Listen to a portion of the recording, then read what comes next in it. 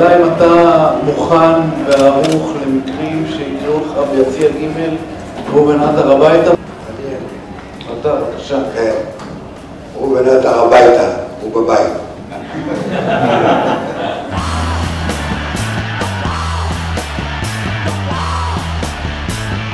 מאוד מרגש, מאוד מרגש. זה על סך קצת מביך אותי גם. אני יודע בדיוק מהניסיון של מכבי חיפה, איזה קבוצה אוהבים וכל מי שאוהב את מכבי חיפה רוצה לראות. קבוצה שכיף לראות אותה.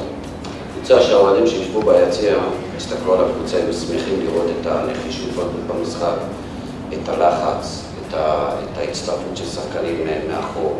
מבחינה אישית התרגשות מאוד גדולה בשביל שראובן מאמן במכבי חיפה.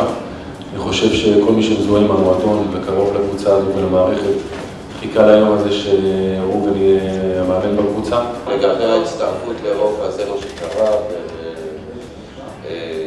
יכול להיות שזה טוב, יכול להיות שיצא מזה טוב, שההכנה היא יותר ארוכה. אני חושב שזה לא היה תלוי בי וזה מה שקרה. תלוי בך. כן.